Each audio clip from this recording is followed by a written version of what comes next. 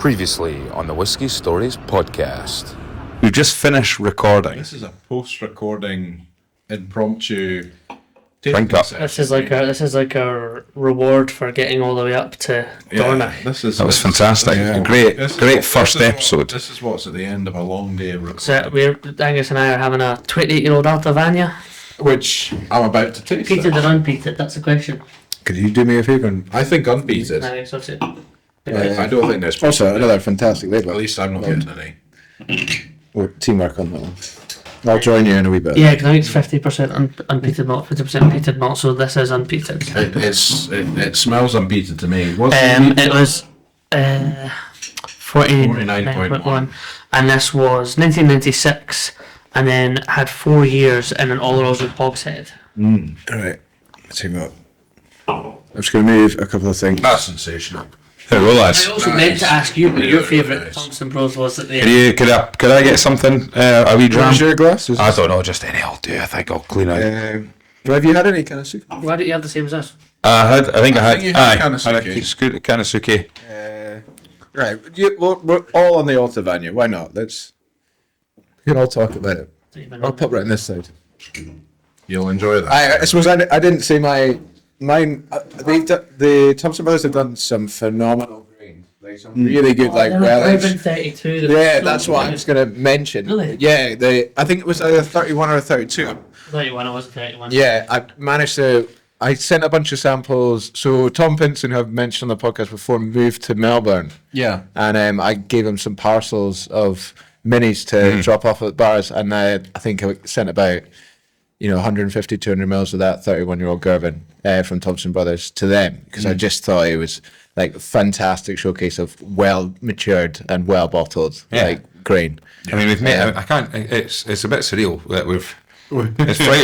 It's only 5 o'clock on a Friday afternoon. We've done a distillery. We're on knackered as well, aren't we? We've done 2 recordings, 2 podcasts. For a bacon roll. We each had, cheers to that, Graham. I've had more Percy Pigs than you guys. You've had- You refused the Percy Pigs. I'm not really a fan of Percy Pigs, if I'm being I honest. would have get you something else. I don't want to. I wanted the real Percy Pig, which is the bacon roll. Aye.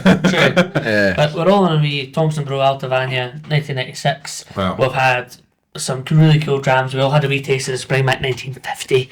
1950 bottled in 1950 to 1978. Absolutely ridiculous. Incredible. Insane. That's liquid that people would fly around the world for, We just had to drive up there. And I don't know you, I was really impressed with the Ardent American Dornoch blended malt. Loved I thought it. was really That was lovely. They are. I'll need to retaste that, because I had it in Chichibu when they had their stall there. Yeah. But So you literally did fly halfway around the world for that. they were like one of the stalls I was most excited to go to. Tomorrow I didn't want to talk too much whilst they were there, but tomorrow we are going to see the distillery. I mean, we could do it right now. We could go outside in the back garden. We've done it already. We've seen the sort of building. Yeah. But I'm really looking forward to seeing the distillery that they talked about, but also the plans that they've got for Stray. And I think that's. I'm looking forward to for you guys seeing their warehouse at the other side of the village. It's this amazing garage. Aye, it's just nice, and it's been our first ever Whiskey Stories road trip. That's right. I mean, it's going to be I'm a tough one to excited. beat. You're I'm so excited to find out about the distillery, what the plans are, what it's going to be like, what it compares to in terms of where it will sit in the whiskey world, all that sort of And thing. I'll also say we've all travelled all over the world. The hospitality we've felt since we got here as well has been. It's been great. fantastic. And actually, I've just nipped up to the bar, and it's very, very. Oh, that remind you, have another dram. But I've just been up to, and it's very busy now in the bar. So there's a lot of people coming in. 5 o'clock now. But it's been great. It's been a great day. It's been a really good whiskey day. But hearing the guys' stories is fantastic, and I'm really looking forward to what we're going to be looking at tomorrow. Yeah. But we've still got these drams to get through. Because they just said, look, this is our room for the night. We'll just fill it full of whiskey for you. I think we should definitely try. Well, a couple of. It's something I didn't want to admit to them on the pod, is I've never actually tried anything produced by the Dornoch. No, it's not about. Yeah. Spirits. It's a hard liquid. I mean, just looking at these, one of 89. How many? Well, this. Yeah, and also these are both like sample bottles because this is this was probably the last 400 mils of Right, cask, yeah, so yeah. that's why so they've actually scored out 50 cl. This one here is the same. It's obviously the last of it, so they put it in samples. CL. I had no idea about the error 502 was because their site was crashing. Yeah, I didn't I'm realise. so glad you asked that. Right, yeah. They've been like the bottles that, for some reason, I've always I entered the ballots in so many times. I actually, I entered one of the Dornoch. I entered most of the Dornoch bottle ballots, even when I'm like I really can't afford it. I've won one once. When you've been having cash flow problems. Yeah. Oh, yeah. When the spreadsheet's looking grim. Yeah, absolutely. Won one once, and then like went to like get it delivered, and nothing happened. So I called them up, and they said, "Oh, there was an issue with the ballot system. It said everyone won." So you didn't win. No. Oh no! I've never actually entered a ballot for a bottle of whiskey. I don't know. Oh yeah. But You have over ordered on an auction before. I've absolutely done that. But what I would say though is that, and it's interesting you made that point, Ross, is the fact that like the only reason Daft Mill really flew up on my radar, It's because people said how hard it was to get. the 15-year-old ballot, and it was basically it just popped up on like my it popped up on my Instagram feed or Facebook feed or whatever it was at the time, was like Fife whiskey, well, it was like Fife distiller, like a sort of clickbait type thing, like An article in Fife today. something like that. It was like an article about this Fife distillery, and I was going, who the hell are these guys? And it was Daft Mill. Never heard of them. Like, what is Daft Mill? But all of a sudden, I'm looking at it going, how on earth is this tiny little distillery that I've never heard of? Yeah. Having over like 600-700 people entering a ballot for, less than 300 bottles. It was of their first age state. It was their first age statement bottle, and that was it. And that triggered the whole, basically thing we've talked about on the podcast before. But it really does show that there's a 100%. Like- Lads, cheers to your Cheers. first taste of Dornoch. yeah. So we have a 7-year-old. This is some of the oldest stock they've ever had. I mean, the oldest stock's at 8 years old now. That's right. And I'm really looking forward to exploring it tomorrow. But Made this is the old. in the shed outside. This is it. Exactly. Made in the shed outside. This is the oldest Dornoch I've ever had. I've only ever seen fives. I've never really seen 200 anything yards else. from where we are. 58.5%. I also think. I mean, we will. Well, obviously. Well, I'll let you guys What talk do you about it. think? That's right up my street. That Yeah. The nose is squeaky. farmyardy. Yeah, it's very nice. Some people often say it's got a kind of funky, savoury note to it. I really like that savoury sweet. I would agree. Yeah, it is almost. It's almost a bit like kind of rye whiskies I've had before, but with that No kind of- spice. that farminess, that hay, Oh, it that is. straw. I think rye's a really good comparison. It does have a spice to it. It is like a rye whiskey, almost, Lovely. isn't it? Tickety boo. But yeah, I think it's an exciting project if you're getting involved to try and fundraise and stuff like that. And I know that there's a lot of distilleries that have done this in the past and had relative success out of it as well. Because I mean, Say what casks it's been in. they're maybe going to It explain. does, but this one doesn't. They'll maybe explain a little bit more tomorrow about it all. But by getting involved, I think there's something really, really nice about. We've seen it so many times, getting involved at the ground level effectively by putting in and becoming part of it. And one of the things that I really, really, really rate and admire about them is I've always thought when we've had Thompson Brothers and I've ordered it from Diggers, it's like it's exceptionally priced. Yeah. Yeah. You're talking about £3, £4, £5 a dram, 35 mils at the Diggers. Yeah. So then it's a good price there, and you speak to them and you hear their story, and I think it's always about like we just want the price of whiskey to be priced right for people, and that. Yeah. And I think that's what's done. I mean, it's what you've heard from them, throughout that podcast that we just recorded. They talk about value. Yeah. Value is what they want to provide for their exporters, their consumers, and that's you hear it when they've had opportunities to buy other casks and they passed up on it clearly because it's like, well, that's not something we're able to provide value. Yeah, So, and the interesting thing about it as well, like talking about the price of casks that they've maybe paid that they just can't afford to put it into glass, which sounds ridiculous. But what you've got to think, it just sounds so easy to think that, I'll just stick a I've got a 15-year-old single cask, whatever. I should just be able to put that in a bottle, and it should sell at a price that is what I think it should be worth, which covers the cost and making a bit of money on it. Yeah. But the issue with that is, in fact, is like, why? And we've talked about it so many times. Why should I buy an independently bottled bottle of whiskey that's maybe like from a certain distillery that's £30, £40 more expensive than another one? Now, there's an element of, because it's an independently bottled bottle of whiskey, A one-off. it's a one-off, or one of 250 bottles, whatever. Yeah. However, it's still within the independently bottled whiskey market, might be just that little bit too expensive. Like, you look at like what Woody's maybe charging for an Aberlour 12, and you're saying that's more expensive than you would expect to pay for a standard Aberlour 12, but you're getting a single cask. It's fine. Yeah. But if there's 3 or 4 different, there is a cap, isn't there, of what people will I spend? mean, I think Springbank's a really interesting one, and obviously they mentioned that they've got like it's just too expensive. But you've seen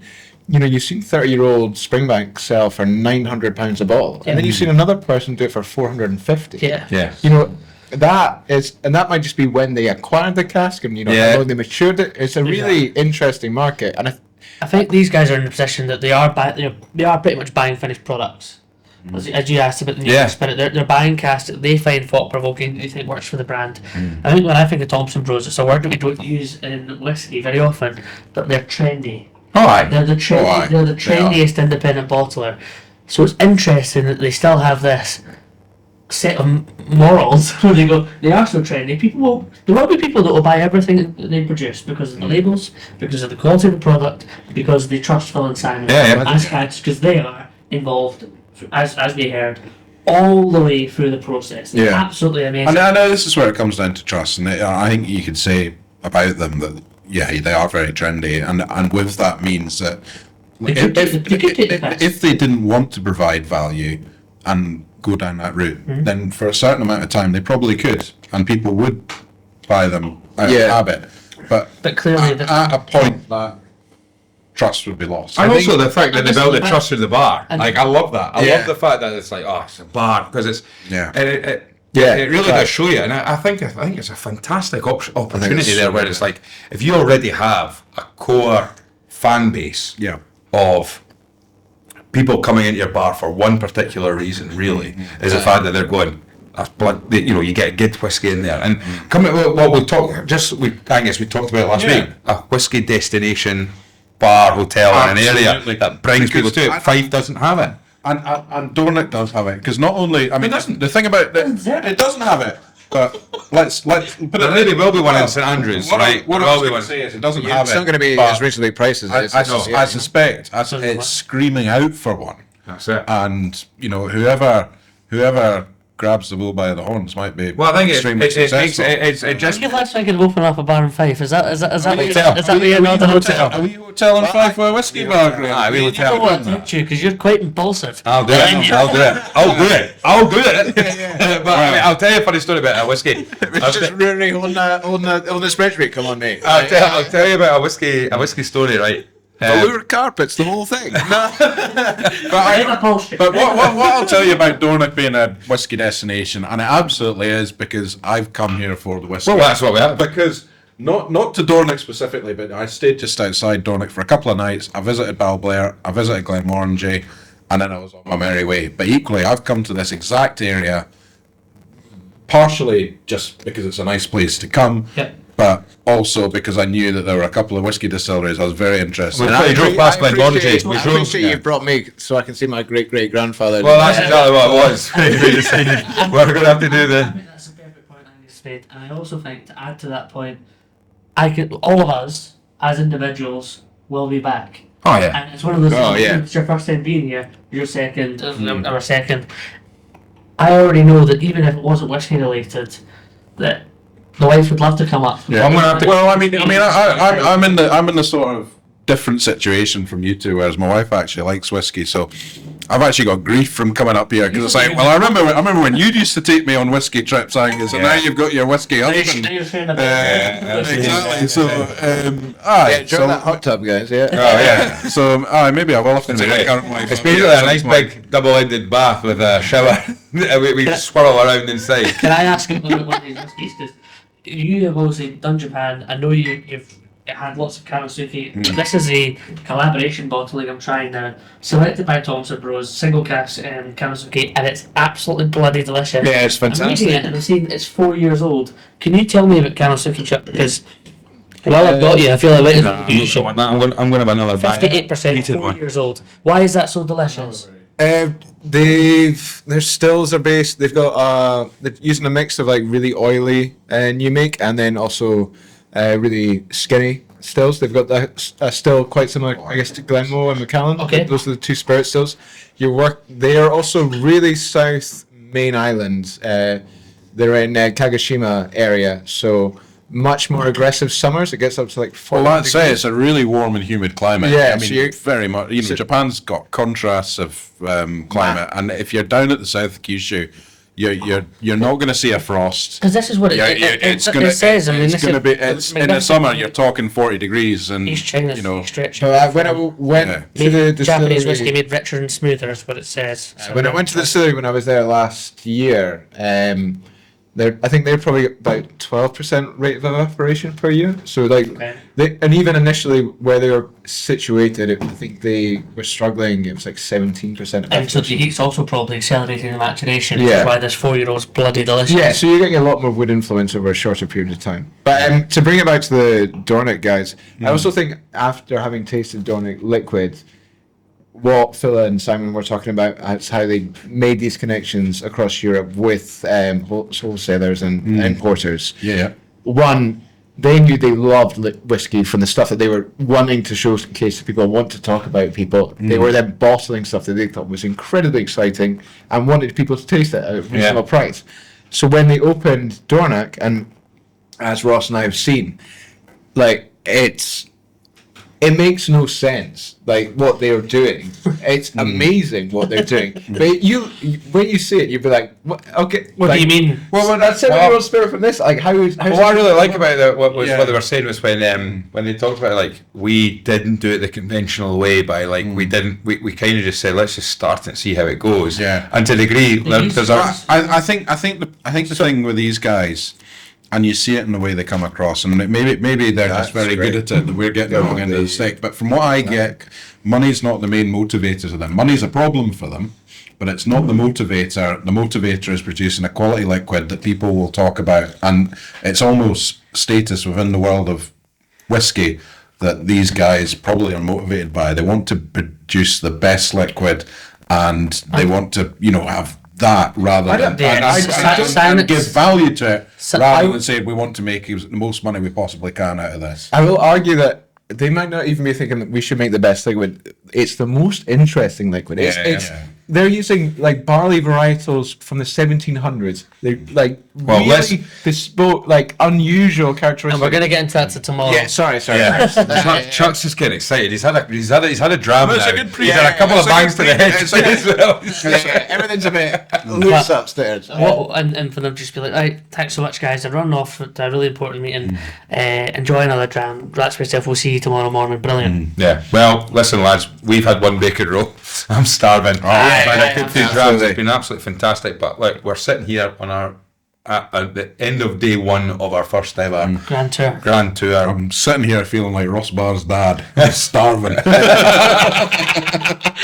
I know, but I will not appreciate that. Wow, he's lost 6 Well done, pal. Well done. He's lost 6 stone. He's lost 6 stone. He's gonna have been hungry at some point. It's also Definitely starving. No. It's also mental to think it's like 5:15. Like, but like how much we've done today. I had a bacon roll at 8 in the morning. Right, guys, have a very good. Let's enjoy the rest of our night, and we'll mind we've got to make it to breakfast tomorrow morning.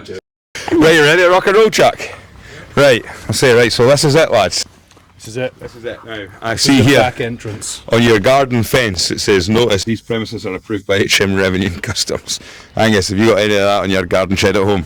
No, I just do it illicitly. Right. So lead on, please, lads. Take a sip. So this is this is tiny. This is absolutely tiny. Have you ever seen still pots like them? Wow. And you were learning what that was the other day as well? Yep. Confident of what you're saying here, Is that a condenser? It might just be. There you go. It might just be. This is mental. This is Is it the smallest distillery? Angus, in if you could Scotland? squeeze in here. We would never make that claim. Fair. Yeah. Other people can make the claim. Well, the Whiskey Stories podcast are going to make the claim right now. This is. This the could smallest be. distillery. This could be. This, But I mean, what have we learned about legal disclaimers? this may or may not be. Yeah. What's fascinating is you've effectively got in here in one room what other distilleries have across multiple buildings. So it's like a kind of, it's a fantastic pocket distillery. And actually, I think, you know, in terms of seeing the production cycle, in terms of malting, mashing, etc., not malting obviously, but you've got it all in this one room. That's what. First of all, before we go on, What was this place before? Yeah, exactly. What was this before? So it used to be Dornoch's fire station. Okay. Fire engine fit in here too. That's unbelievable.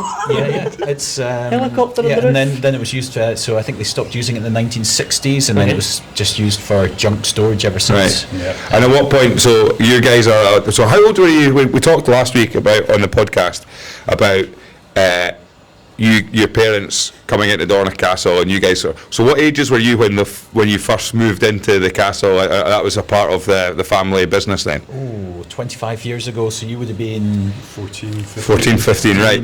16, 17 for me. So at that stage, then this was just a dumping ground. Where was it an area that you guys would come in as kids and sort of muck around a little bit, or no? Just It was literally packed Like with, a garage. Yeah. Junk. and then at what stage did you guys suddenly go, you know what, that would be great for sticking a distillery in?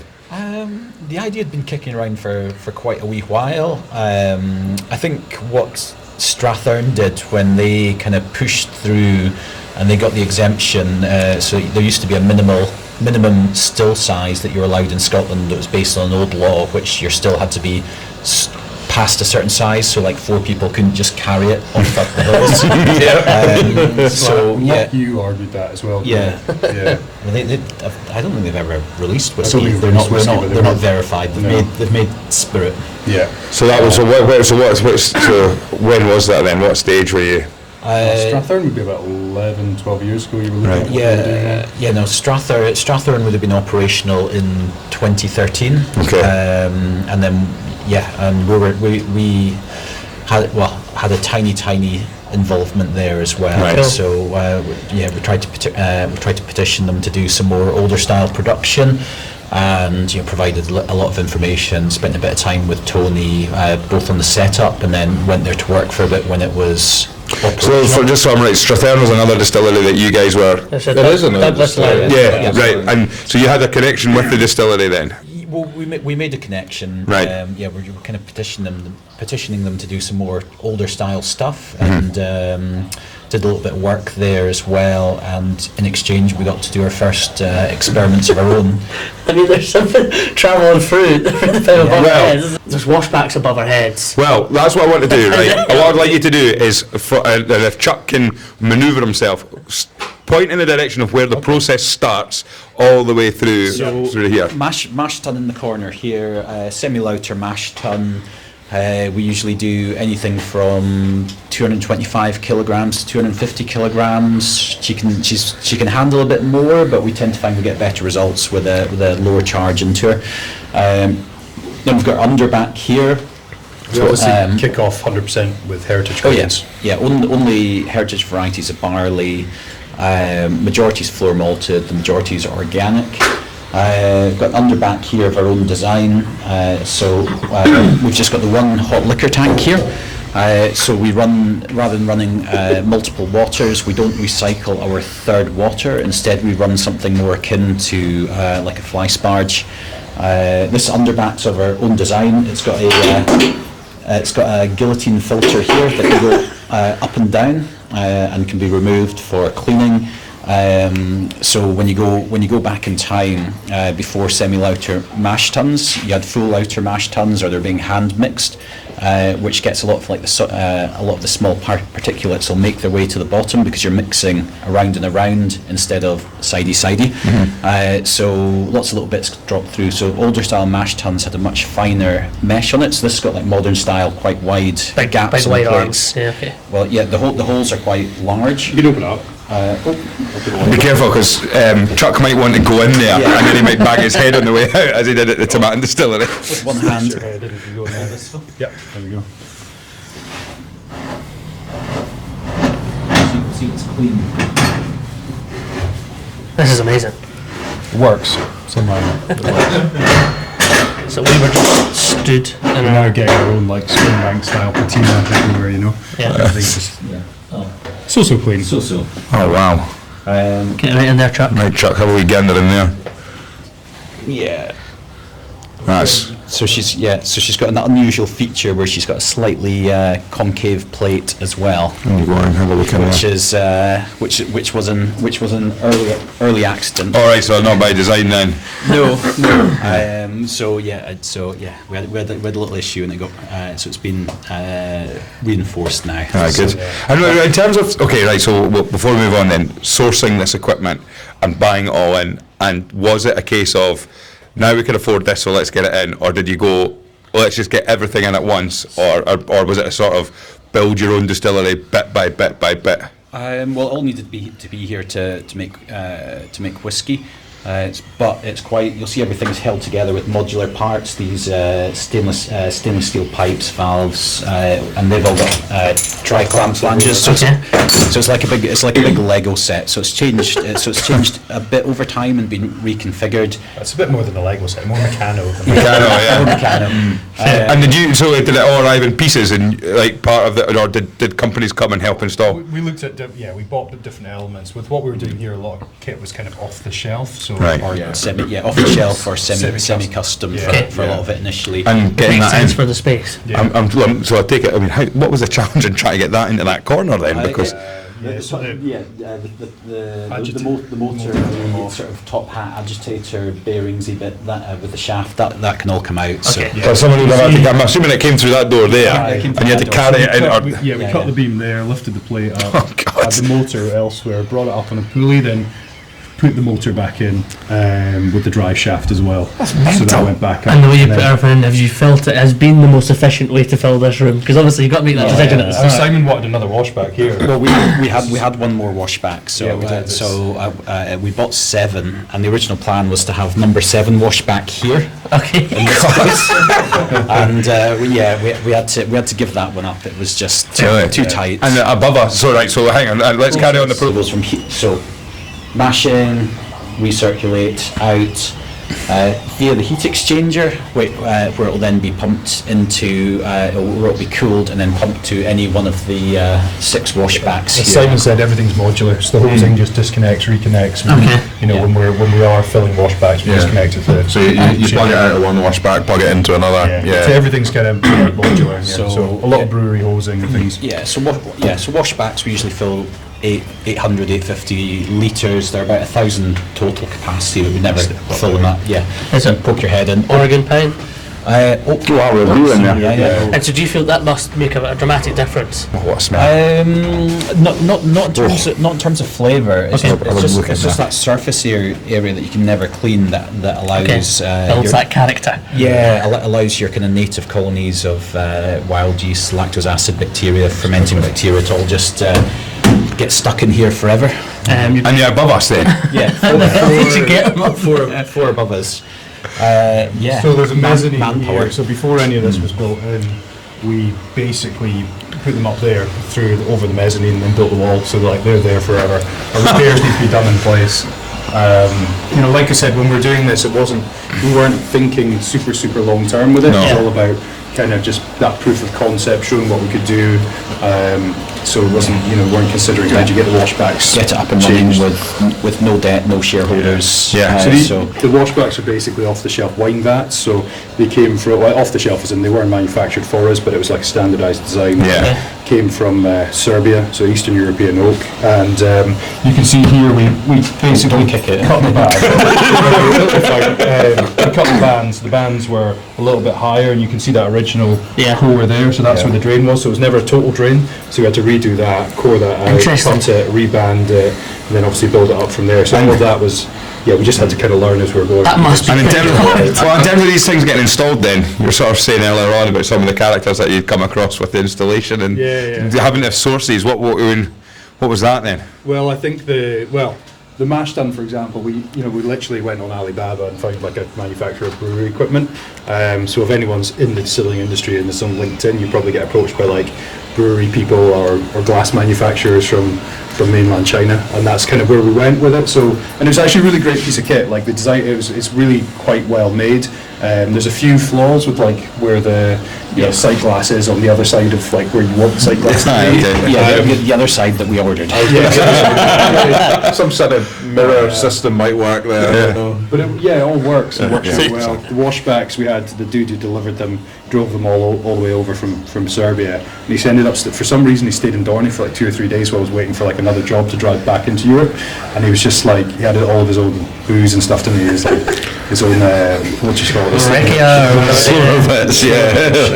And he was just like pretty hammered and kind of hanging around for a bit and like lending a bit of a hand. So just a long drive after a long drive from Serbia, 2 or 3 days of convalescence. Absolutely enjoy it. And he was just waiting for work to drive back to the continent. And in these washbacks, fermentation time, is that something you play around with? Yeah, so with the washback, so minimum kind of 7 days is standard for us, and we only use local brewer's yeast, and then there's no chemical cleaning on the washbacks.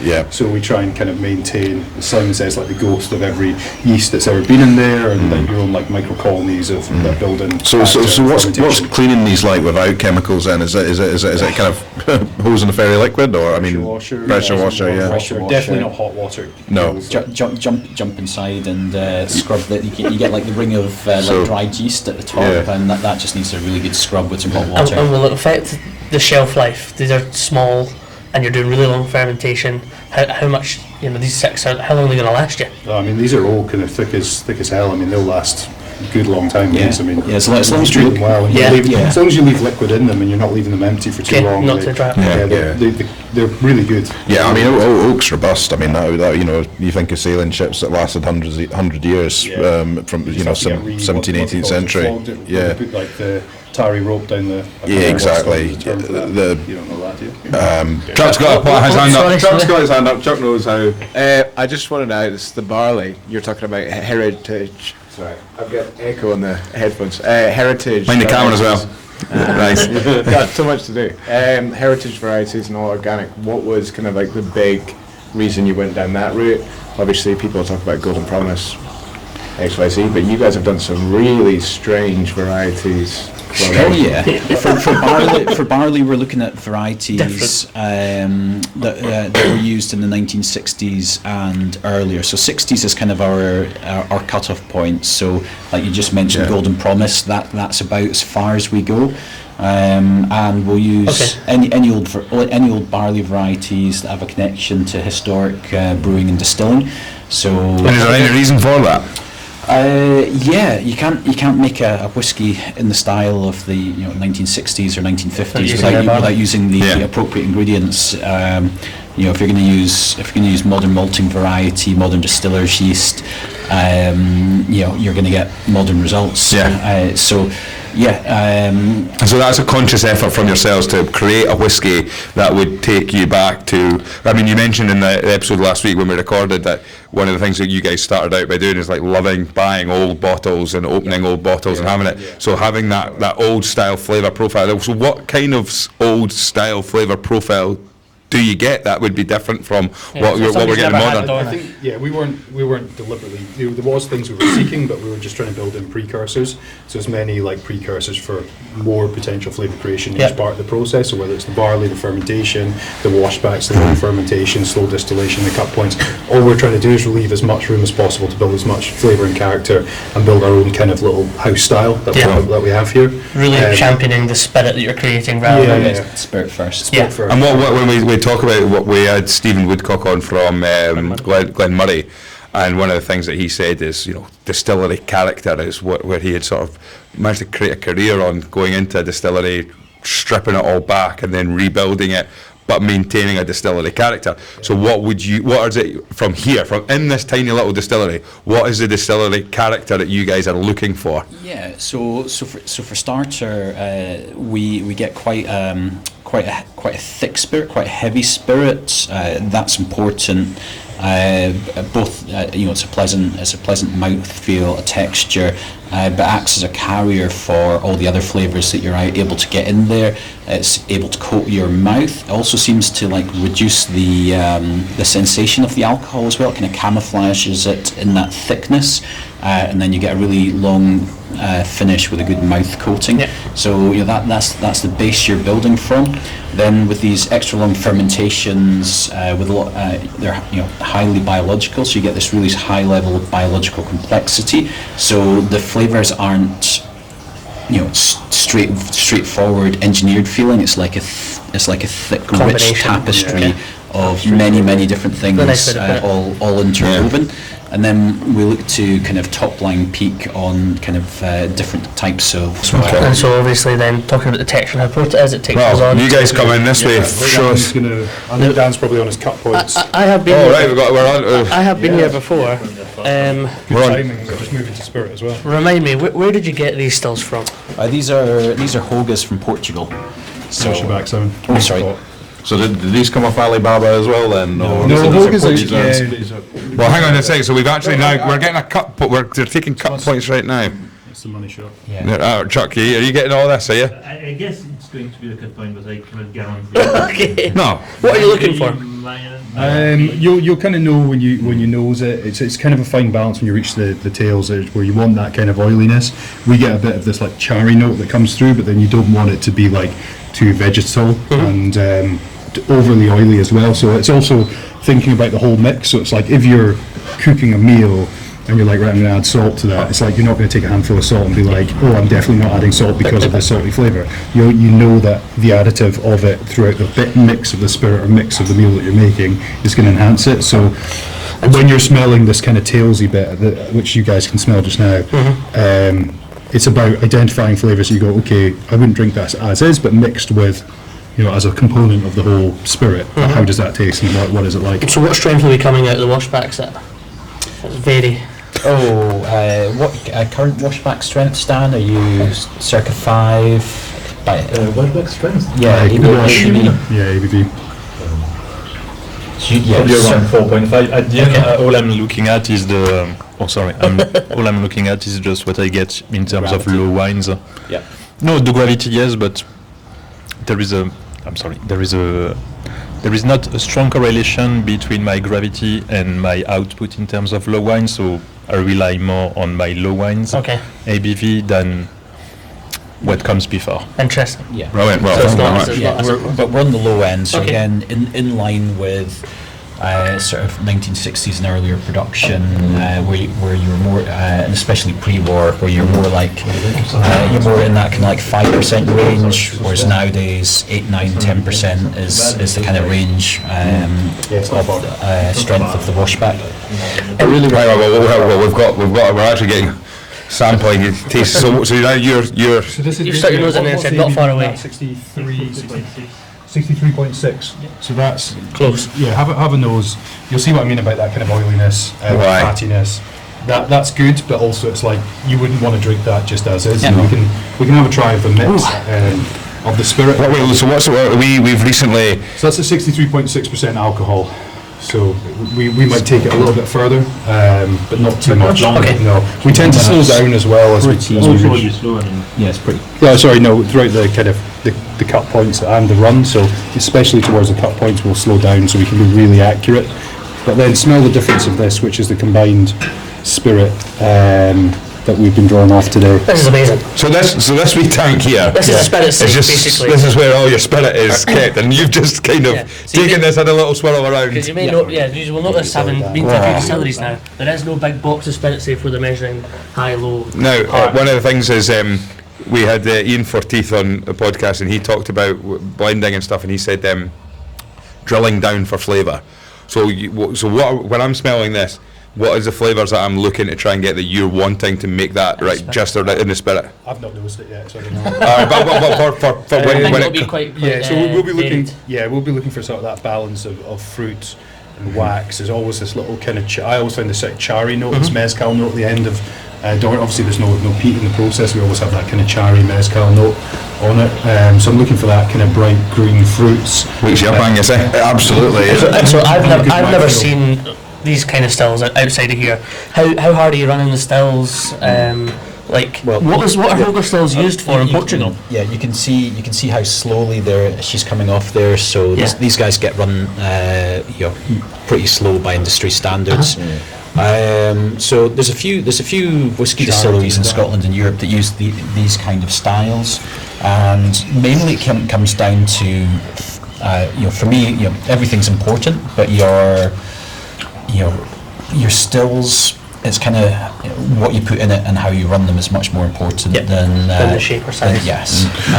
So they're fairly standard design. Strathern used the same ones, but when we're sitting up here, we could get those relatively quickly. But it was kind of like a big crunch in new distillery builds in 2016, 2017. So lots of other people after the same thing. Yeah. So if you were to go to, I think at the time the likes of Forsyths were like a 3-year wait list. So whereas Was that good to go? Sorry. But I mean, these stills aren't bespoke in any way. They're kind of off the shelf. Yeah, just sort of lightly modified. Because I would suggest, Simon, that most casual whiskey drinkers, just most whiskey drinkers in general, go, okay, you're looking for texture. It makes sense. You've got small stills because people focus on that. Yep. But you're really saying that the fermentation and the barley variety is a massive part that's adding to your texture, making your spirit unique. Oh yeah, absolutely. For me, it's a top priority. I do have a preference for shorter, dumpier stills if they're run slowly. To give you that viscous. So this container now of spirit. What's happening with that? What's the plan for that now? So that's going to get gauged and then transported over to the warehouse, and either it'll just go straight into a cask or it'll go into a stainless steel a larger stainless steel container until we've got enough to fill a larger barrel. Right. So that's like a day's production. So that basically it's enough to fill an octave per day, roughly. So what's that? That'll be about in litre terms, is that 60 odd. Probably. That must be 45 litres. Yeah, 45 litres. at like 70%. So by the time you take that to 60 or 63.5, you could fill. Do you generally you will fill at 63 or 63.5? Yeah, that's kind of industry standard now, isn't it? Yeah. We sometimes do some different filling strengths, lower filling strengths. We've done higher filling strengths and stuff like that. And like things that we're definitely leaving for a very, very, very long term, we've done high filling strengths, and things for shorter term, we'll look at 58, 60% alcohol. Yeah, dropping the strength a little bit for shorter term maturation, smaller casks is quite a good move. But generally, 63.5, everything goes in that with. I'll come out this way, Chuck. You come in Simon's this way. like, what the hell have we brought in here? In you come. You stand over there and just get that. We'll just get the full run through of where it goes, where it comes from, and what the sort of process is then. Yeah, because you can point to all it in one room. Okay, so hot water, mash tun, barley goes in there too. Hot water, mash tun, underback, heat exchanger, wash back, 7 days. That then goes to this wash charger. So that's the one in the corner there. Yeah. So we use that as a wash charger. So we'll do an energy exchange. When we're finished distilling with this, we'll use the next batch to cool it down. We'll transfer some of that energy over. Then that goes to the wash still. So quite a slow sort of 7-8 hour process there. That it goes into the low wines and faints receiver, and then low wines and faints receiver will then go to charge the spirit still in the corner. So that's 600 litre capacity spirit still, and again we run that pretty slowly, especially while running the first part. When running the heads and the hearts, we run it quite slowly, and then we'll speed her up for the rest of it. Is that the total? Yeah. So right now, you're, as well as giving us a tour of this, you're now just judging the spirit and almost signing off, effectively. No, not judging or signing off. I think with Dan and Connor in the production, we give like full agency and trust on these guys to. Brilliant. They know exactly what they're doing. You said about 9 employees, but in terms of operators. Yeah, so mainly Dan and Connor in here. So this is Dan here, is it? This is Dan, yeah. Dan, how have you managed to get yourself such a hard... What did you do in a previous life to get such a hard job where you have to sample whiskey or spirit coming out? That's the easy part, I think, isn't it? moving to another country. And Where are you from? France. Brilliant. And are you a whiskey drinker or? This is why I moved to Scotland. Right. I mean, that's the main reason me moving to Scotland was whiskey. So yeah. A hard job on a Saturday morning having to come in here and sample I it. would still prefer to stay in bed in the morning than coming here for 7 or so. But I mean, that's still part of the job, so I still enjoy it. Brilliant. Well, you do a great job by Amazing. looking at things. Really, It's really fantastic. interesting. Nice to see it in action. That's fantastic. I mean, tiny. So unique, amazing. isn't it? Incredibly unique. But then also, it is still just a more artisanal way. It's more. Obviously, it's strange not seeing a spirit safe, but that's just that's fantastic. interesting, isn't it? What is your total aiming capacity? What are you aiming for? Annually? So if everything goes perfectly, nothing breaks, and then she's capable of around 12,000 litres of alcohol, so that's about 18,000 litres into cask a year. Okay. That's based on our style of production. If you wanted to absolutely rip the arse out of her and not make Dornoch style whisky, she's probably capable of up to 30,000 litres of alcohol. Okay. If you went like, If you're doing 50-hour fermentation, etc. If we went, if we went modern barley, modern distiller's yeast, half the fermentation time, moved to double shift. Anything's a deliberate choice for the spirit. Great. We're making deliberate choices to. What's a great say about having been two brothers that own your own distillery? Fantastic, honestly. This has been such an you eye enjoy. Really, really looking forward to this. So basically, I think what we'll do is we'll maybe head to the warehouse now. Next step of the process. Yeah, absolutely. Brilliant. Thanks, guys. So you have to be mixing a shade there when you're out to the open. Mitsubishi's a solid one. Yeah. 3-wheeler. Here we go. There we are. There's a warehouse. Warehouse number 2. There is. Yeah, warehouse. I guess we skipped the warehouse number 1. Oh yeah. Warehouse one's a shipping container. Yeah. Right. Yeah, full of Nice. octaves. Whiskey Stories. Meat truck. Whiskey Stories listeners will know what warehouses do to me. I have said it before, warehouses make me horny. And this is a different type of warehouse that we've seen. I can see very small. What sort of square footage would we be looking at here? Well, what's this, about 400 square metres, maybe? Oh, is it even that? Honestly, I can't remember. Well, what I do know is, I Big. think if anything over, Yeah, it's maybe less. I think is it usually anything over 10,000 square metres requires a fire. 1,000 square metres. 1,000 square metres. 10,000 square feet, yeah, so requires a firewall. So yeah, and having anything underneath 500s are, Density cells of 1,000 or 999. Yeah. And so this isn't just a warehouse, Graham. This is also the bottling hall, bottling plant. Warehouse, bottling, logistics, direct to customer, export, everything happens here. Wow. And so for context as well, we've just walked from the distillery. Yep. It's taken us about 5 or 6 minutes. Yeah. Yeah. Easy peasy. Right, shall we go in and let's give some casks a sniff? A lovely forklift there as well. Listeners will know how keen I am on forklifts and plant and machinery in general. So great 3-wheeler there, the electric Mitsubishi number. Good turning circle. Lovely. That's enough of that chat because we know. So the casks in here, what percentage is your own spirit that's come out of the distillery? What is Thompson Bros. Thompson Brothers? Great question. So we tend to build up a bit of Thompson Brothers stock and then send it off, usually third-party warehousing. Sure. Just because we really are stuck on capacity and storage capacity here, so we do try and prioritise third-party stock in here, but we have to build up Dornoch and then send it off to make it kind of a bit more efficient. So we'll probably try and build up like the equivalent of like 20 AS. So a cask filled with spirit from Dornoch might stay in here for a little while and then carry on its journey somewhere elsewhere. Mostly like things like hoggies and barrels, kind of standard size stuff. We might keep some butts and octaves and quarter casks here just because it's a bit more awkward to store them elsewhere. Yeah, the row on the left specifically designed to hold octaves and US 15 and US 30 gallon casks, so they're all Dornochs. But then this is more kind of like our more shorter term independent stuff. Okay. So I'm not quite sure how many casks we have here, but it's kind of the minority of it. So this is kind of like our working capacity. Yeah. Anything for long-term storage is in either the warehouses at the castle or off-site. Yeah. So I guess as well. Sorry, Yeah. Ross. This being your bottling plant as well. If you've got casks and third-party storage that you know you're wanting to bottle soon, you'll call them back here, store them here for a little while, and then before you bottle it. Yeah. We haven't called anything back yet from Dornoch stock, which is it's quite nice because it's also nice, but also you don't know how your stuff's maturing, but you're sure it should be okay. But when we do build out the new distillery, we'll probably bring everything back on site. We'll have the storage capacity to be able to do that. Fantastic. And Just I'm looking at your racking system here, Len.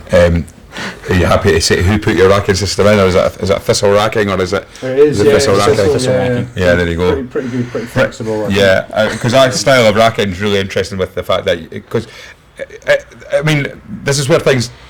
You guys like to get nerdy and geeky over yeast strains and copper contact and all this that. This is your favourite part of the process. But for me, there's a big debate, particularly just now with bonded warehousing, where they're saying, like, now, would you prefer to have your casks lying on their side, like they are just now, Yes. or do they mature differently if they're standing upright?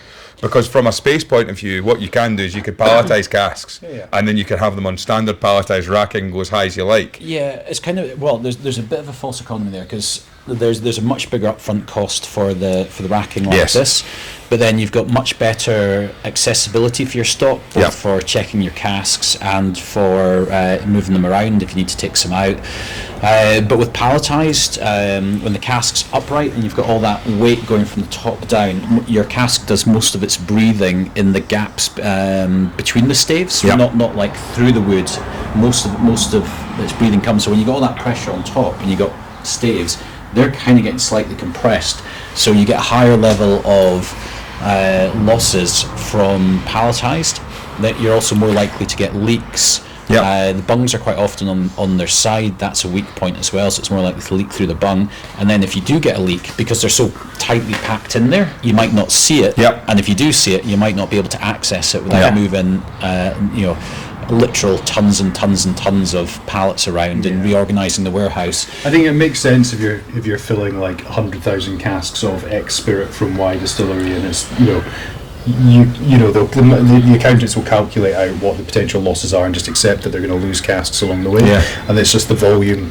It kind of makes sense. You can get away with it, but on a smaller scale like ours, I think it's it's much better. I've got something that I think people would like to hear. If you come in here, Chuck, explain vatting. Explain your vatting system, the target strengths, and what you're doing here. This is something that most people will never have seen before. Move on. There's a few different vats here. So we've got SRV5, which is Station Road Vat 5.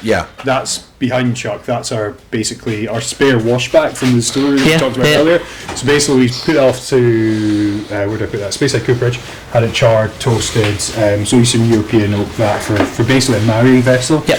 Resting, and you can see on the top it's not a mega seal, there is no seal on the top, so you do get a bit of evaporative losses, but that's something we're kind of okay in embracing. I think it's probably something people have no idea. Okay, how do you target strengths for your bottles, etc., natural cask strength, how are you going to alter that? How are you going to make that work for your market or work for the product? Do you think it would benefit? We're able to say what's in this, so we've got like a Glenrothes, and you've got a target strength. So that's the target strength is usually from our perspective. We tend not to do anything bang on what we'd say is the cask strength. There's always like 0.1, 0.2, 0.3 degrees minimum dilution, because like we order labels in advance, we do larger batches of labels, and we're trying to build a degree of economies of scale with that. So there's always a little touch of dilution. So like from when the regauge takes place to when the cask is tipped, when the cask is put into the vat, to ordering the label, we want to make sure that we're kind of like maybe ordering a wee bit ahead of ourselves. And so you're happy with the product in the cask. You're ready to just get it fit for bottling. How long will it spend in these vats? Usually not too long, unless it's like a mega batch of something that's like we're over 6 or something like that. We're struggling for space. We'll generally like put it in an IBC, put it away, hold it for a short period of time. So for example, if we do like a bottling run of something from, we might do the UK stock first, and then we're like, okay, we're going to do the German stock and we're ready to ship to Germany. We might go and do Taiwanese stock and we need to ship to Taiwan, because we are restricted on space. The ideal situation is you bottle everything, you put it in glass, you put it on a pallet, it sits in the corner, you pull it off when it's ready to go. But you just don't have enough space for that. So stuff sits, but it doesn't sit for too long. We try not, and if it does sit, we'll try and keep it in these stainless steel ones. I think that's something nobody will have seen before, or are very unlikely to have had explained to them before. So this vat system here, so you've got 3, 2, and are they separate, or will it go from 1? 1, 2, 3. We've got an optional 4 we can bring in that's been moved outside for the moment. And so they're all individual. They're not connected or anything like that, right? So they're all individual. So everything, as with the distillery, everything's kind of built on a kind of modular system. So we can connect the hosing. So we'll do things like primary filtration. So these conicals here, we'll tip the cask in, we'll put it through a filter, and then we'll probably filter out any char that settles out the following day from the bottom there. So it'll sit into that cone, and then we'll just pull that off naturally and then run a basic filter on it. And basically all we're doing is trying to save our own filters and save our own machines from being chewed up. And we can do the dilution in place there, connecting the hosing. The hosing runs through into the bottling hall. We'll take a look at that in a minute. So everything's modular, disconnected, reconnected, cleaned down, stripped back. So that was kind of... It's amazing you're able to do this all on one site, and as we said last week, just it does save costs and you're not waiting around for it to go somewhere else and come back, etc. Having that total control. And time control, stock management, interactivity, you just have such a big advantage where it's all on your doorstep. You're not waiting weeks or months for something to happen, you just go and do it. When we're at the story, we talked a lot about how you're kind of targeting that kind of 1950s, 1960s spirit and everything, using old barley strains, etc., etc. When it comes to sourcing casks and maturation process, is that something you have in mind as well when it comes to that side of things? Well, we favour traditional cask types. So for Dornoch, it's the vast majority is refill, first fill bourbon, first fill Oloroso, first fill Pedro Jimenez. Generally old wood. And so it's unlikely you'd have kind of tequila casks and these sorts of things. It's very much. That's a good question. I've let Phil do a couple of experimental beer casks along the way, but that's about it. And the beer cask kind of links back to the same brewery that we're getting the yeast from for the processing stuff. So it does have a natural link back. So and a lot of we do a lot of our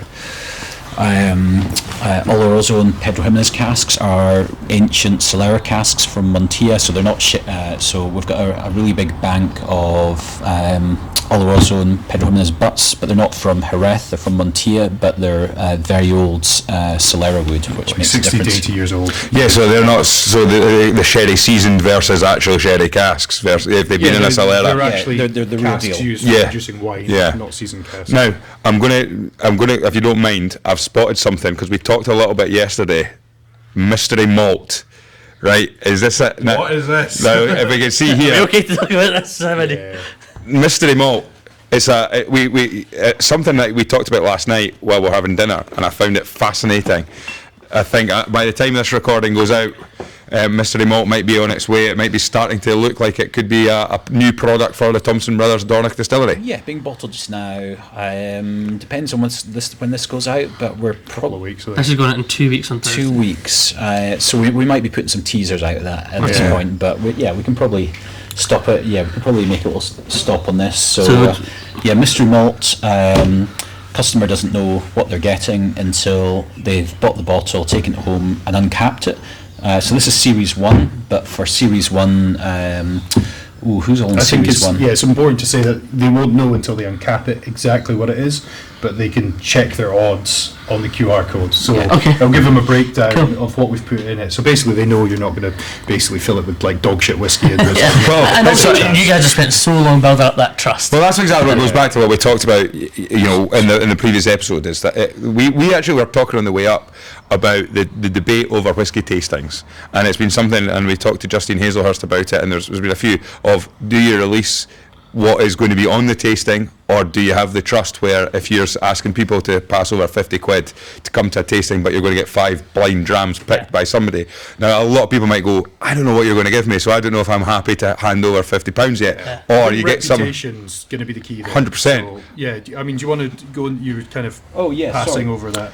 So you can scan the QR code, it'll tell you, Series 1 has, so many bottles of Ardnamurchan, so many bottles of Glenlivet. There's a lot, probably the majority of the new wave guys we've got stock from for the early batches of this. Some Dornochs going in there as well. Or you could get single malt from established distilleries at 12 years, 14, 18, 20, 25, 30 years old.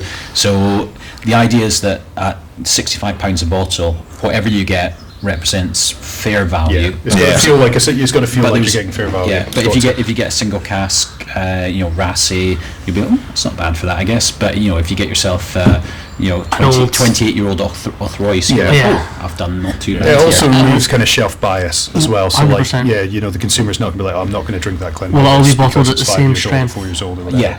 Everything's at 48.5%. So it's good for the new guys. It's good for us. It's good for a lot of the larger companies. It gives them the ability to kind of provide some good stock to go into it as well. So because it's kind of like an exposure. It's like a marketing thing. So it's like the cost of, like, say, I don't know, we've mentioned Rassy. Say Rassy gives a cask for this, or we buy a cask for this, and somebody might say, well, I'm not trying that Rassy. It's only 5 years old. I'm not going to try that. Then all of a sudden they open the bottle blind, they try it, and they like what they taste. They're going to follow up and be like, who is this distillery? What do they do? Where are they from? And we'll provide all that detail on the website as well, so people can hyperlink back to really cool, something different. And again, with your bottling, with the marketing side of it, that just the dark bottle with a question mark on it on the other side, I think it's fantastic. But one of the things, as we talked about, is with the labelling that you do on your Thompson Brothers batches and your releases, and that trust that you've built up right from the days of the bar, right?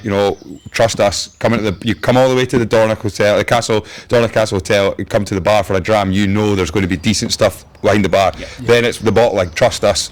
Buy our independently bottled bottles of whiskey because they're going to be good. So now, I absolutely love that. And in terms of, with regards to like buying boxes, is that something that a consumer could do? If someone said, listen, I might buy a case of 6, I want a random 6. So the big thing for us is the logistics on this. So it's like, how do you manage the logistics of something that you might have, I don't know, Ben Nevis 96, you might only have like 20 bottles going into a batch of 1,500. So how do you make sure that they're fairly mixed through the cases, and then how do you make sure that your retailer doesn't put 6 bottles on the shelf and it turns out to be 6 of the same bottle? Of course. So we've designed a system that we're going to implement that will be for that process. A picking system. Picking and packing system. So each case has roughly a similar.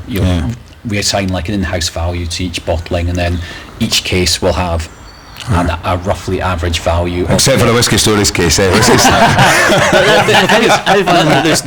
there's nothing bad going in there. No, of course. So we've kind of thought-provoking conversation led. We've almost tiered it into like 4 tiers. Yeah. So you get 2 of, like, say, A, B, C, D, and you get 2 of tier D, 2 of tier C. Of course. A mix of like 1 or 1, not from the same liquid, and then you might get 1 of tier B and 1 of tier. But also, like, as you say, like, sorry, but yes, of course, from a consumer's point of view, and they'll say, value, but at the same time, the value is also in the quality of liquid, so it doesn't matter. Experience. Yeah, exactly. So like, experience is a really difficult thing to place a pinpoint a value on, but so it's experience and value for us, and value is going to be key for, like, if I'm going to sell it to a whiskey person, they've got to know that they open up that bottle and it's like, okay, cool, I would have paid like whatever, 70 quid for that, so that feels good. That's I would have paid 150 quid for that feels great.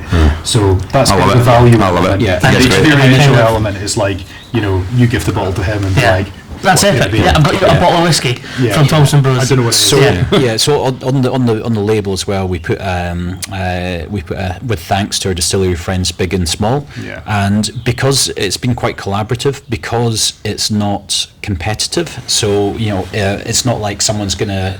If you put, say, a Thompson Brothers Kleinleash 14-year-old single cask on a shop shelf, and there's the official bottle from Diageo, then you're kind of in competition. But this is, non-competitive, and if anything, it's the opposite. It's potentially a random introduction to a new customer. Hopefully some of those companies will say, for example, with naming rights, well, nobody knows until they buy it. So we'd be happy to be more transparent, because that's a customer who's buying for the liquid. So in this experience for them, it's the equivalent of like a marketing spend. So, and it's not shelf. That's just sometimes you might find with distillery companies and larger companies is like the guys on the bulk side, they're worried about the sales guys being protective of the brand. So if this is something that will allow them to sell stock to us and allow us to use the brand, but the brand is hidden, so they're not cannibalizing their market that they already have.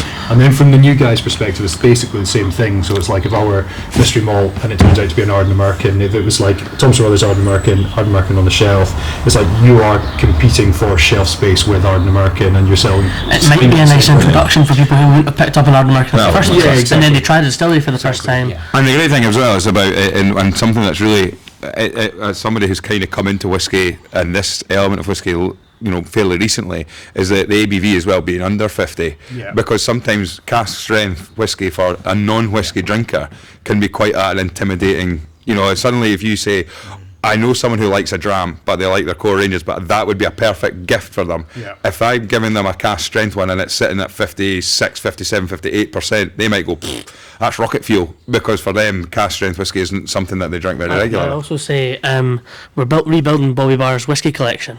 Aye. It'd be quite good to finish with one of them Oh, aye. in a few weeks' time. So he's got his whiskey building that collection back up, a variety of distilleries, and then one mystery bottle at the end. That's the experience. That's That's it. And I'm already thinking I would love, because of the logistics for you being up here and us being down in Edinburgh, imagine if we did an indie bottler spotlight And then you mystery don't malt. know what it is. We six mystery malts turn up and we at Diggers and we don't know what they are until we literally open them, and then we've got to then bluff our way through that conversation. But alright, that'd be great. Right, let's go through the bottling plan. We've seen the bottles. Ready to come around this way. Yeah, you'll need to come this way. Aye.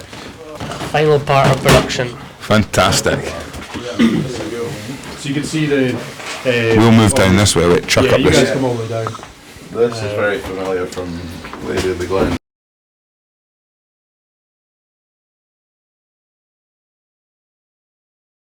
Is your labelling in here too? Yeah, labelling. Yeah, we got two bottling machines. One just for gin, one for brown spirits.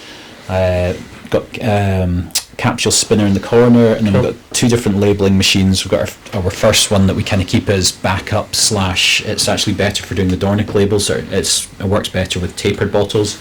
And then we've got a slightly more industrial one that does a better job on the tall rounds. Well, that's perfect, isn't it? Everything's in tall rounds, so you at least don't need to get another labelling machine in, or etc. etc. Absolutely. I tell you what, Graham, just to your left there, that looks like something you'd like for sure. What's that? Brown liquid. Sherried. I think so. Aye. Looks like it. Looks lovely. It's on its way to be labelled. So this is just done on Friday. That'll be labelled on Monday. So this is so. How many people would you have in here at once? Usually a couple of guys, and Jack and Josh generally take care of everything in here. I think early on it was very much like me and Simon and Jack and Barry, and it's basically a combination of. But we'll all come in and pull together if we need to get like a big run done or something finished off. But that's the sort of thing, once we come to the end of this fundraising, it'll be nice to be able to get back into the operational stuff again and really mapping and planning ahead a bit more. I'm just looking at some of these labels, like I'm seeing Dramton Abbey. Yeah. Are these all labels that have made it out onto? It's on the shelf actually as well, Graham. We've got it just behind. Oh yeah, that was that. That's fantastic. Yeah, that was Tintin's made it onto that label as well, which is that was the Strathern we made ourselves our own recipe, kind of like a prototype for Dornoch back in 2014. Right, that's fantastic. That was never released. And I heard someone asking at the bar. They said, "A lot of cats on your label. Any reason? Just just like cats." Like cats. Yeah, Phil likes cats. Phil likes cats. There you go. And you do have these relationships with think Japan that you reckon is influenced by your love of cats. No, I do love cats, and Andrew as well. Andrew's one that does a lot of design work for us, and Andrew loves cats as well. So, And the one that I saw really recently was your 1996 Ben Nevis. It's got a character on the front then. So who? That's Masataka Taketsuru. So he came to the UK and founded. He came and learned about whiskey production. He founded eventually what became Nika. Right. So you've got that Nika link back to Ben Nevis. Fantastic. So we're going to do a bit of a but Nika tribute. he didn't work at Ben Nevis. He worked at he was Somewhere in Campbelltown in a grain distillery in the Lowlands. and then founded Yamazaki and Yoichi. He was. He didn't employed at Yamazaki. Employed, founded and then Yoichi. then he went off to set up his own Really cool. company, which was Nika. Little You homage. can almost do it like I'm just thinking. Sticker collections or cards, because I'm just looking at this wall. And I'm going. You should see your toilet. Have a look. Really? But I'm just looking at them and going, I've tried that one. It's almost like cash them all, mate. That's I know, it's like a collect. Genuinely, it genuinely feels like if you because I mean, I'm an adult that will still sometimes buy football sticker books, and the collectible element of that. I just think it's fantastic.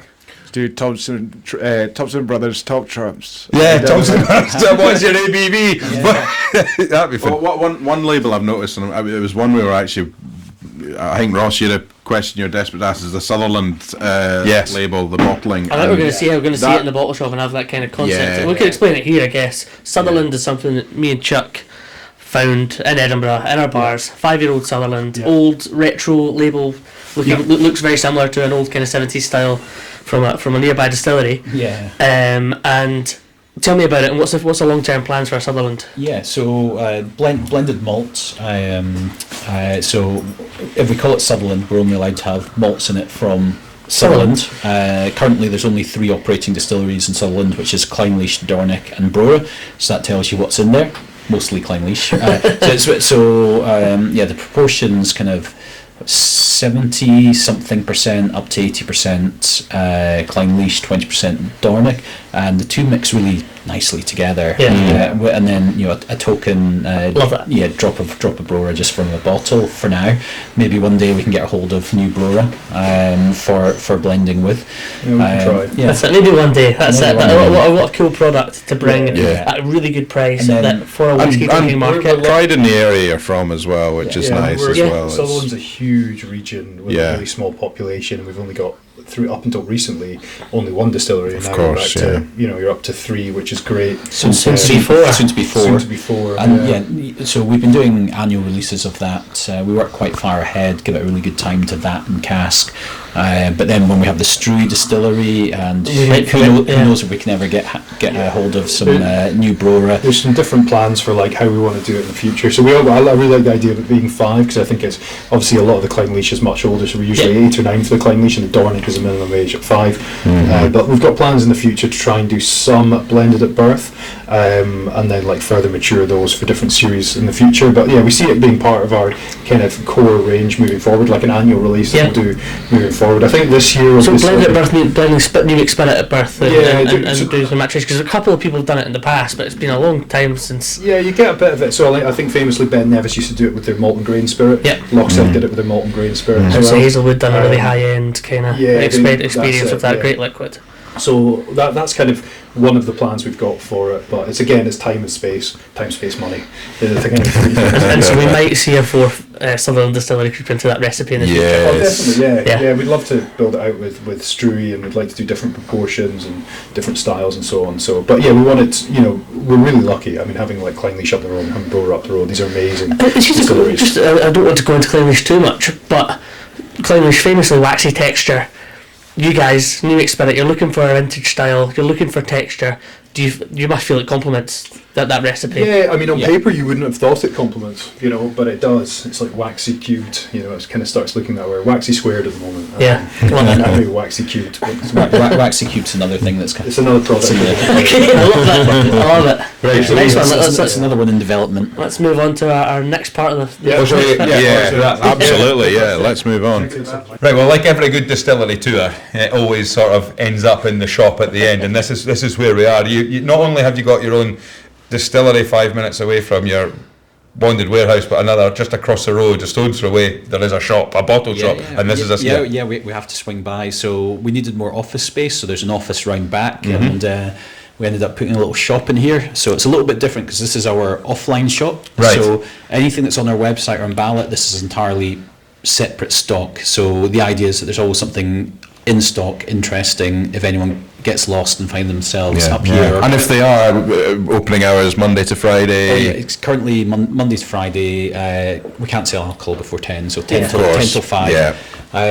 So there's lots of things that have been and gone, long since sold out, but can be found here. And something that maybe disappeared ages ago might crop up again. That's because really cool. We'd have it allocated for like bars or export, and then the export order changes and you find yourself with an extra case, so we just stick it here. So there's always interesting stuff turning up. We did have this last release of Dornoch as well. We stuck 24, 36 bottles up here, so we're down to one left. One left. That won't last long. These are great. I mean, I'm already seeing. It might not last the next 10 minutes. I've already seen a few bottles that we're going to be tapping into, and I think we're going to take something back for diggers as well. Yeah. And now we'll head off to the new distillery. Yeah. Yes. The site. Yeah. Right. And you guys can do your shopping. Absolutely. Yeah. Here. So everything's going here. Okay. I'll get this bag out of the shop. Put this bag down here, Chuck. You sure? Yeah.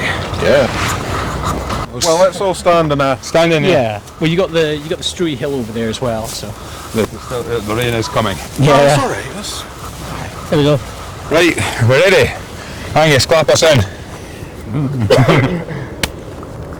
Right, well, here we are, lads, in a field, in the Highlands. I remember when this was all distilleries. This is the exciting part, because where we are standing, this is to be the site for the new distillery. Yes, believe it or not, it is here. Yeah. In the future. Yeah. and warehouses as well. So, Yeah. I mean, this is going to be the Struy. That's going to be the name of the distillery. Yes, talk us through that. Yeah, so on the site down here, we're on the south side of Dornoch. So Dornoch's just there. Then just over there, on past these fields, you've got the Struy golf course, and then you've got the Struy Hill out in the distance there. And this site is about 8.5 acres, 32,000 square meters, so a fair chunk of space to play with. This is like the Lion King, was it? Everything the sun touches is our distillery. And this is considerably bigger than where we just were. Oh, yeah. We've got a chunk of size. So currently site planning permission, building warrant. That little cap just over there, that's the borehole that's been sunk, goes 80 meters down. Wow. Plenty of water, good quality. Excellent. So this summer we'll start digging properly and laying foundations. Distillery, 2,000 meters squared of warehousing, new bottling logistics facility. We've got about a megawatt peak of solar capacity on the go here. Wow. So it's so she'll be able to do off grid from our own energy about 250,000 litres of alcohol. Oh, that's considerably. Which is considerably. I mean, it was 15,000, wasn't it? At the 12 is what we can do with our style there. And is there going to be a significantly different style of spirit from Struy? Yes. So we're not taking Dornoch and upscaling it. The original Dornoch distillery stays to keep it going, no compromise. Doing Dornoch style. This guy is going to be more of a balancing point. So we've been running experiments at other distilleries already to try and find those sweet spots between what Dornoch does and what modern production does, and just trying to find the point where you're bringing the most of that texture, of that mouthfeel, of that complexity, minerality, of those fruity esters, and just finding those sweet spots where you're really raising it up, but while also being conscious that we want to have something that's at like a normal competitive price at the end of the day. It's going to be in a fair volume, and it needs to be a competitive price. So we need to be conscious. Dornoch, the cost of production's almost ignored. The place is a bit scrappy, but then we're using probably the highest cost, the deliberate choices for the highest cost of production of any liquid, whereas here we're being a bit more considered and finding those balance points. So far those experiments have looked good, where we're getting something that does cost a little bit more than standard, but not too much more, yields a little bit less, but not that much less, and you're really finding those flavour sweet spots. So over the course of the year we'll do multiple seasons of different styles, so that we've got kind of an in-house colour palette or components to draw from for making larger battings for final releases. A little bit like the Japanese distilleries, how for their own internal blending purposes they make a basket of styles, or the Jamaican rum distilleries with multiple marks for internal blending. So that's the intention. So that's drawing on our blending experience. We really want to be able to pull those levers and to make those tweaks and to fine tune it in, whereas Dornoch will continue being mostly very individual batches, mostly single casks. This will be something that's a little bit more designed, I guess. And the distillery itself, when it's built, will it be open to visitors at all? Yes. Will it be kind of glass and steel type, very modern looking distillery, or the traditional nods to? So nothing too fancy on the build. It's basically just tarted up steel frame, bit of glass, bit of wood thrown in there. But we're being very considerate over the function over form. We're giving ourselves all the space and all the tools we need, and we're not going to spend an extra $1 million to make an architectural wonder that doesn't. That's where you hit on an interesting point, because Phill has mentioned for the last 2 days that time and money has been quite difficult for the bottling and for Dornoch Distillery. I know you've got to this stage. how the hell are you going to fund this? This is going to be interesting. We took it. We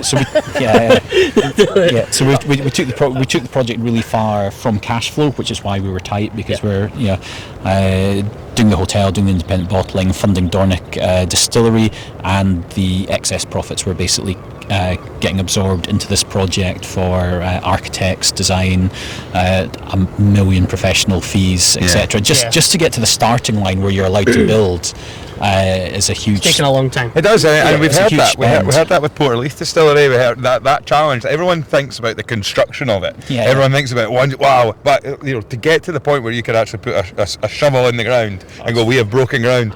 It's huge. Expensive to get, even to get to that point there. And we've been pretty lucky on our journey, I think, comparatively. But we've got some good funding secured privately at the moment. Obviously, moving towards a crowdfunding campaign, and then after that, along with the private funding, we'll kind of see how we're positioned, and that'll determine kind of what we do next. And of course, from an open and honesty point of view as well, which you mentioned last night, which was last week's recording, was that it would have been very easy to start and go, let's get all the costs covered by as many people as possible with the crowdfunding, but the danger would have been that people might have put their money into the project and then find out actually there's a problem with the site and we're going to have to hold on. So from that point of view, what we can now say, and because of, as this recording is going out, the crowdfunding has been open for about a week, as this is, I hope so, fingers crossed. And we can edit this out, but the point is that what people who are investing in the crowdfunding know everything is going into the bricks and mortar and the work that's going on in the distillery. Exactly, yeah. It's all the kind of big capex to build out the distillery project, and we've already, as Simon kind of touched on, we had kind of de-risked it as much as possible. So the water source is secured, archaeological trenching and surveys have we've done testing for the foundation, so you know what you're getting into once you start getting the building up and going, because that is a risk as well when you start getting into the groundworks. So we've tried to de-risk it as much as possible, building warrants, planning permission. So it's been a long MEP, engineering, all of that stuff's been done. Anything that could cause either massive delays or be a project killer, we've kind of crossed those marks under our own steam before we've gone.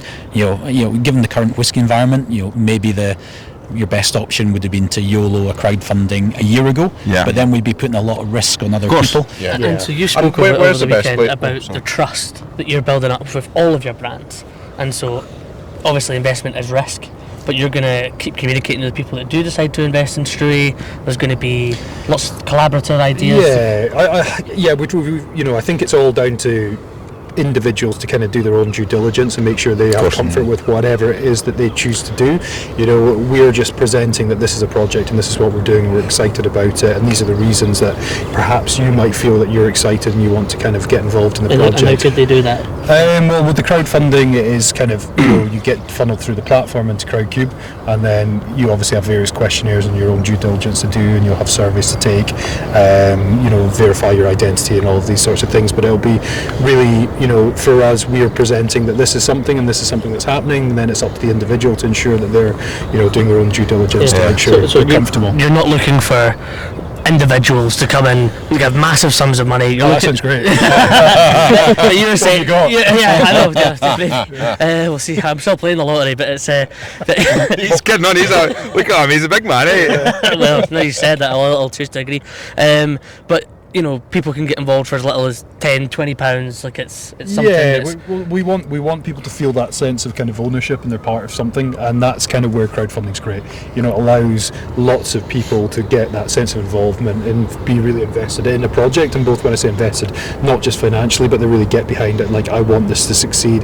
Perhaps it's the environmental aspect of what we're doing, or perhaps it's the community aspect where we are positioned in this part of the world. So whatever the reason is that you want to get behind us, if you're a customer of Thompson Brothers, that we're just presenting that and giving people as many reasons as possible to try and get involved in the project. Become an ambassador for the well, that's what we want, and I think if we're good to any crowdfunders, it's kind of reciprocal arrangement. And with a project like this, and that's where whisky takes its sweet time, effectively, isn't it? And it's very easy to fall into the thing of, I'm investing to get the building up, but at the same time, no, because there is the business plan, the game plan for you guys. What is it? You've mentioned a little bit more of where you see it going and what you want, but this isn't a a nice little project for the town of Dornoch. This is a business. Oh yeah. That's what it is, isn't it? It's a business that will benefit the local community, and it's a business that will create another distillery in Scotland and a distillery in an area of Scotland which in Sutherland that would want it. But at the same time, you're not just investing in to see a building getting put up here. You're investing in the longevity of a business and a business in the whisky industry. Yeah. Well, I mean, a big difference here is that it's a big new distillery that's getting tacked on to an existing business. It's part of the whole group with Thompson Independent Traders, which is Dornoch Castle Hotel, it's Dornoch Distillery, it's Thompson Bros, Indie Blends, and Gin, and the new distillery project is all together. So in the way that the Thompson Brothers Independent Bottling has supported Dornoch Distillery production of the last 8 years, the last 8 years of Dornoch Distillery production, plus an expanded Thompson Brothers Indie Blends, because we're currently maxed out our existing facilities, and we've got significantly larger storage, warehouse, distribution, bottling, all going in here. So that projected should comfortably cover the cost of production here. So we're not coming in from a cold start. We don't need to go and raise another $1 million every year, or do too many cask sales, or do further rounds of dilution, or get ourselves into trouble with too much stock financing or debt.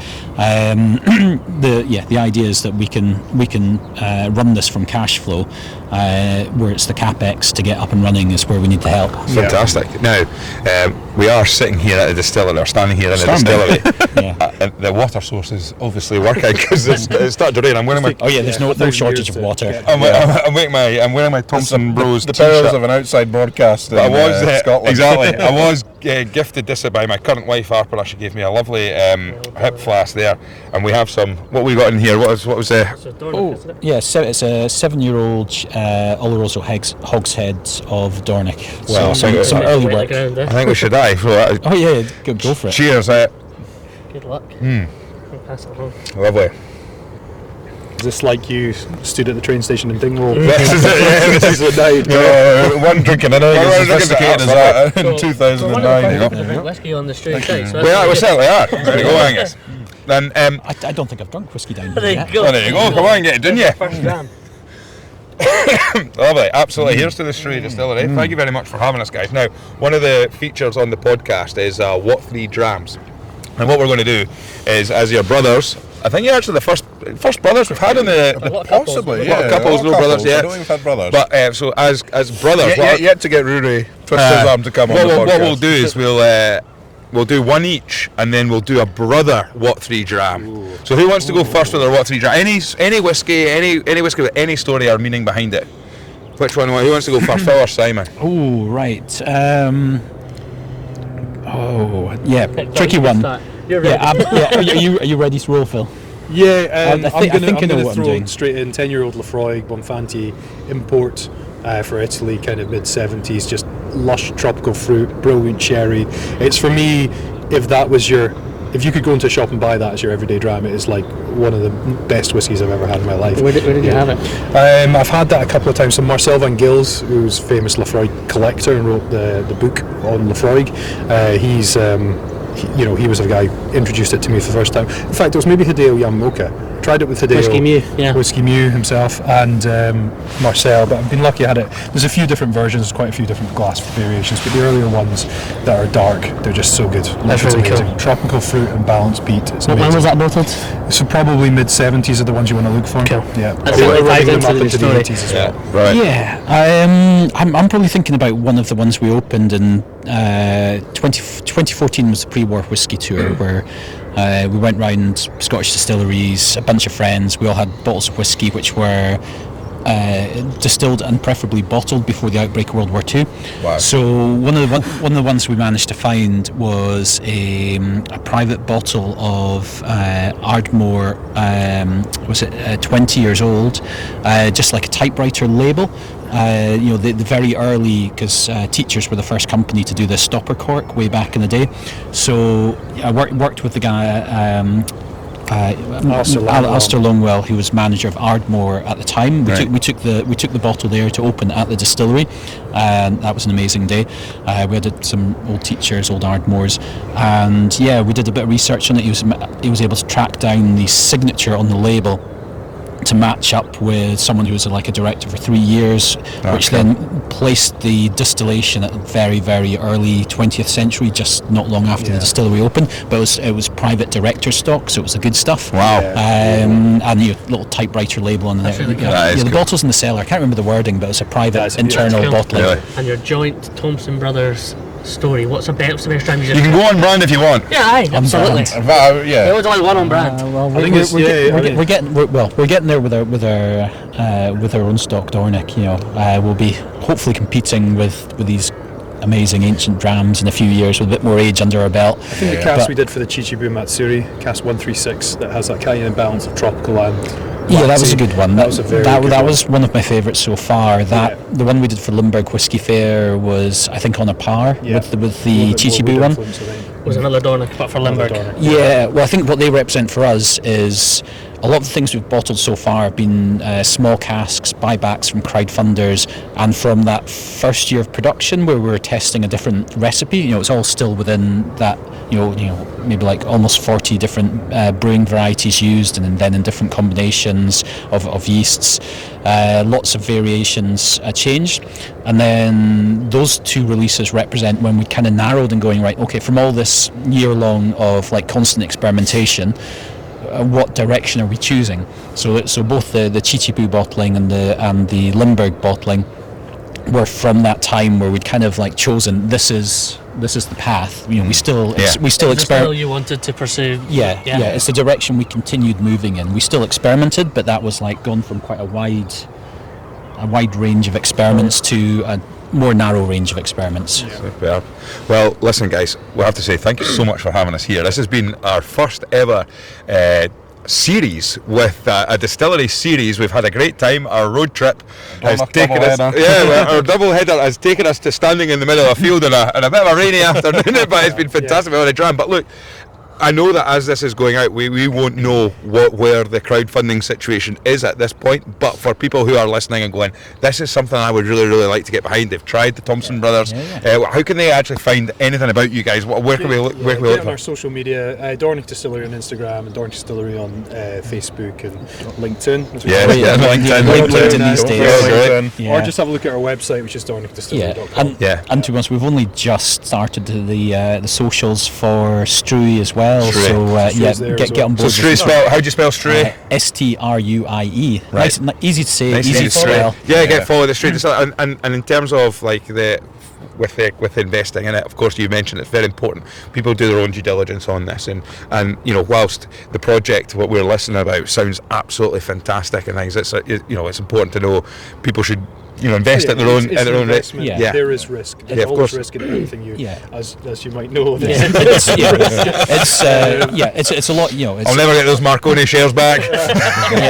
Amazing. Well, listen, thank you so much for coming along, and also big thanks to Chuck Kerr who's made it behind the man. I'm going to take a wee photo of Chuck standing in a field holding a camera there because he looks absolutely fantastic. It's been great, and also you're mentioning the Thompson Brothers bottling, the DornochDistillery.com. You're mentioning Strui, but also the hotel has been fantastic. We had a great night's sleep. Even Angus's snoring last night couldn't keep me from having a wonderful, easy night's rest. I have a man that's got a 6-month-old baby in the house.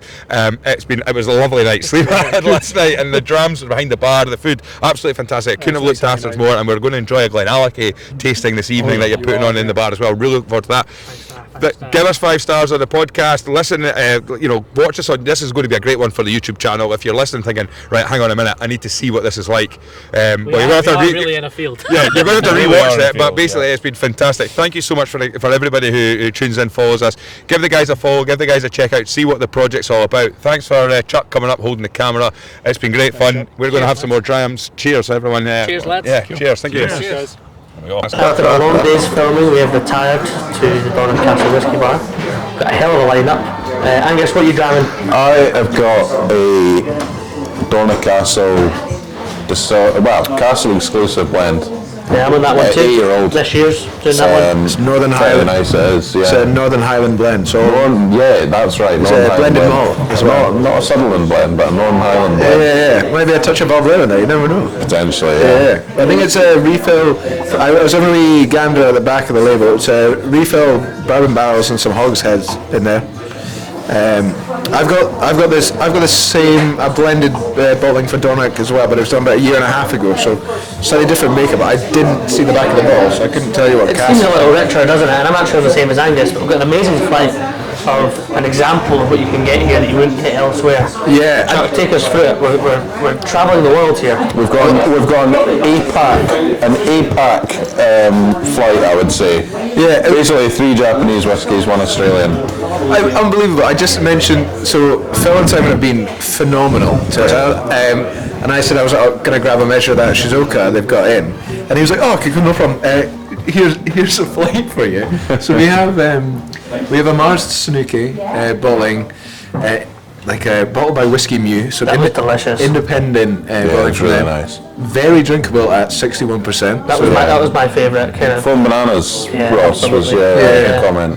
And then he's pulled out a 3-year-old Akeshi, Which I really enjoyed that. That's probably my favourite out of this flight. I Was it found heavily it peated Japanese whiskey? heavily peated. I found it very similar to the like Lochroon, Kilholman, that sort of style, just like light, young, but yeah, that peat. Yeah, very nice. Very like front and forefront. But Really, very much. 3 years old, 50 ppm, first fill bourbon, matured. Stunning. And then Third one. This is the sausage supper dram. yeah, This is the Shizuoka, the one you originally wanted to try. And it's really interesting. It's definitely quirky. I think it's the first It's Shizuoka I've ever had. quirky. It does. I mean, you mentioned, I think on a previous pod, Chuck, it may have been post-recording, you were talking about Shizuoka Distillery and you're saying, you do get these kind of slightly salty, whiskies from them. And it's most of the ones I've had. So that one is Oloroso Octave, and they've even stated like the angel share on it. So it's about 20% or 23% evaporation in a year. I've not had most of the Shizuoka, and not many I've had are ex-bourbon matured. So a very different showcase from them. But funky. Yeah, really funky whiskey, and I do like the odd funky whiskey, I have to admit. Sometimes it's quite nice to have something that just tastes. I would say that one, I didn't love the palate. Really quite left field. It wasn't really for me. Yeah. No, it's not going to be for everyone. With the Sullivan's Cove, which is obviously the biggest and most established Tasmanian whiskey. That's right, yeah. Which one did we have here, Chuck? So bottled by Casamigos, a really great bottle shop in Melbourne, and they do loads of independent bottling. So a cask bottled by them, 14-year-old refill bourbon barrel. Sullivan's Cove they've got like the oldest liquid releasing out of Australia as far as I'm aware. And they quite often talk about like their sulfur characteristic that they say is kind of like anchovies, which isn't particularly present in this one. But That's an interesting note for them to I sell really for don't Graham. yeah, they're really quite proud of it because it's a characteristic that, well, I mean, a lot of people are very sulfur adverse. Yeah, good news, lads. I managed to cut about 6 minutes of me chatting about warehouse cask rackets. Interestingly over there, over there, you've got the antlers there. And we were sitting there last night having a couple of drams. And a local lad came in. And he sat down beside you. Just gone to bed, Chuck, and you were long in your bed. I was. And the local lad came down. He's a bit of an older guy. And he ordered the dram, and he said, "Well, right, sit with you." I said, "I no bother, Angus." And I actually sat down at the dram, and he went, "See that up there?" And he pointed to the antlers up there, Ross, right? And he says, "See that there? That killed my grandfather." What? Yeah. That beast killed my He said, "That beast killed my grandfather." I says, "Really?" He went, "Aye. About 6 months ago, he was sitting over there and it fell off the wall."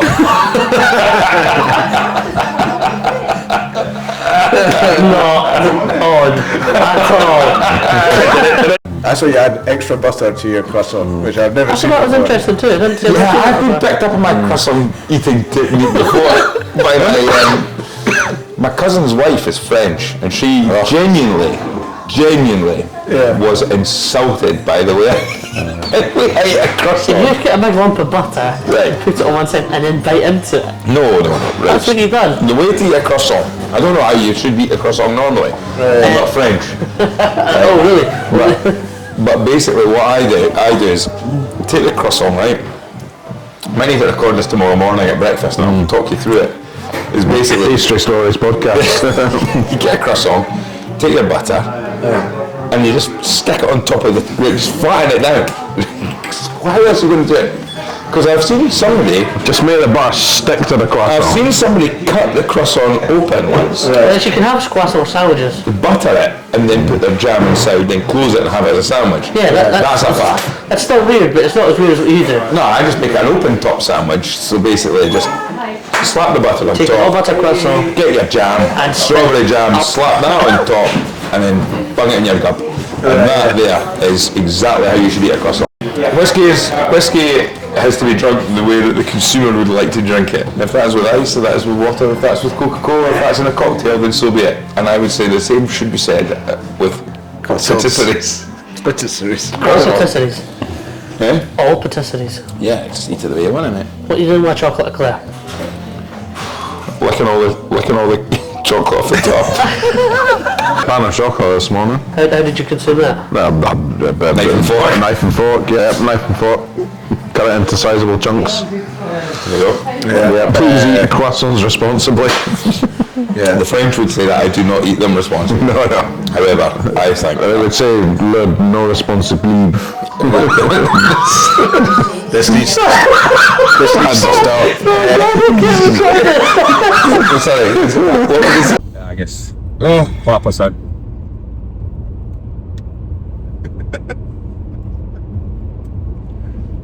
In home lads. I mean, there's always the excitement of coming up. Unfortunately, there's a trip back. Aye.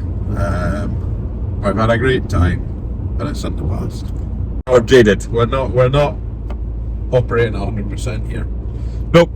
So we stuck in. We didn't know where to go.